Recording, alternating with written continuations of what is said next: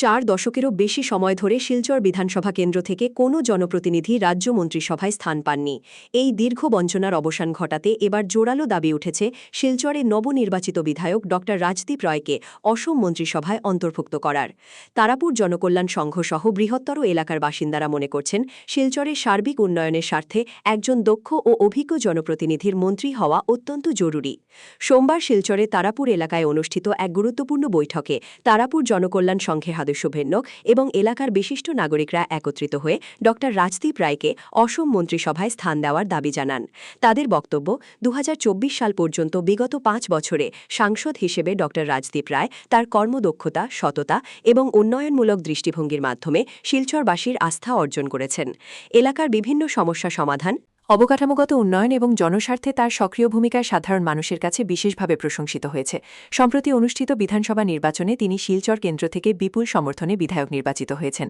ফলে তার দীর্ঘ রাজনৈতিক অভিজ্ঞতা এবং প্রশাসনিক দক্ষতাকে কাজে লাগিয়ে রাজ্য সরকারের গুরুত্বপূর্ণ দায়িত্ব দেওয়া হলে শিলচরসহ সমগ্র বরাক উপত্যকার উন্নয়ন দ্রুতগতিতে এগিয়ে যাবে বলে আশা প্রকাশ করেছেন স্থানীয় বাসিন্দারা।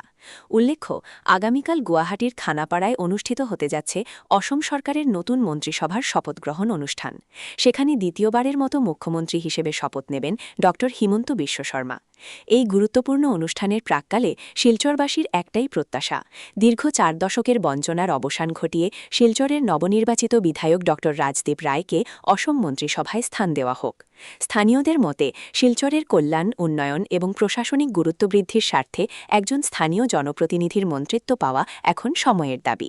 তাই মুখ্যমন্ত্রীর কাছে তাদের বিনীত আবেদন, শিলচরের এই ন্যায্য দাবিকে গুরুত্ব দিয়ে ড রাজদীপ রায়কে মন্ত্রিসভায় অন্তর্ভুক্ত করা হোক। আমরা দেখেছি যে দীর্ঘ ৪ দশকের বেশি সময় ধরে আমাদের শিলচর বিধানসভা থেকে কোনো জনপ্রতিনিধিকে, বিশেষ করে যিনি রাজ্য বিধানসভায় পা রেখেছেন বা অবতীর্ণ হয়েছেন, নির্বাচিত হয়েছেন, দীর্ঘ ৪ দশকের বেশি সময় ধরে আমাদের শিলচরের কোনো প্রতিনিধিকে মন্ত্রিত্ব দেওয়া হচ্ছে না।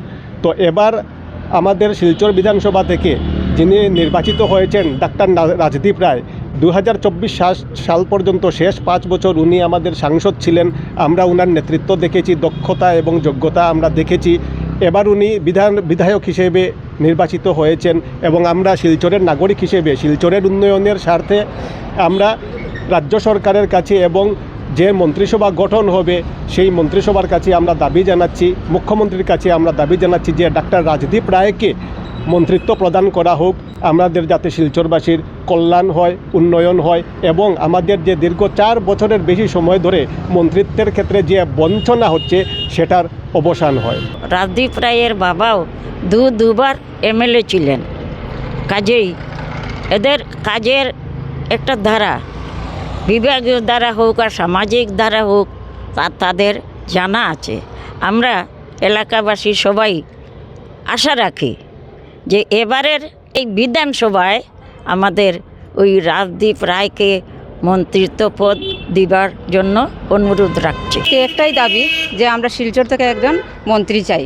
কিন্তু বিগত দিনেও আমরা পাইনি, তো আজকে যেহেতু আমাদের আসামেও বিজেপি সরকার, সবখানে বিজেপি সরকার, তাই আমাদের অনুরোধ হলো এবার যেন শিলচর থেকে আমাদেরকে মন্ত্রীর দায়িত্ব দেওয়া হয় ডক্টর রাজদীপ রায়কে। বরাক উপত্যকার সবচেয়ে স্বনামধন্য শিলচর বিধানসভা কেন্দ্র, এই কেন্দ্র থেকে দীর্ঘদিন হয় কোনো মন্ত্রীর পদ দেওয়া হয়নি, যার ফলে এই বিশাল জনসাধারণের প্রতিনিধিত্ব করার মতো একজন মন্ত্রী থাকা আমরা বাঞ্ছনীয় বলে মনে করি এবং আমাদের আবেদন থাকবে যে ডক্টর রাজদীপ রায় এইবার বিধানসভায় নির্বাচিত হয়ে গেছেন।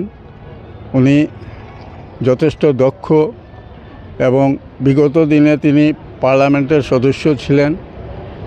সেই দিক চিন্তা করে আমরা আবেদন রাখছি যাতে এইবার অন্ততপক্ষে দীর্ঘদিনের অবসান ঘটিয়ে শিলচর থেকে ডক্টর রাজদীপ রায়কে মন্ত্রিত্ব দেওয়া হয়। শিলচর বিধানসভা সমষ্টির পক্ষ থেকে এবার কিন্তু জোরালো দাবি চলছে। প্রত্যেকটা সংস্থা, ক্লাব বলুন, নাগরিক বলুন, বুদ্ধিজীবীরা বলুন, সবাই একটাই আমরা দাবি জানাচ্ছি আমরা মাননীয় সরকারের কাছে, বিজেপি সরকারের কাছে, আমাদের যিনি সিএম হবেন আমাদের হেমন্ত বিশ্ব শর্মা মহাশয়, ওনার কাছে আমরা অনুরোধ রাখছি যা এবার যাতে শিলচর থেকে আমাদের একজন মন্ত্রী আমরা পাই।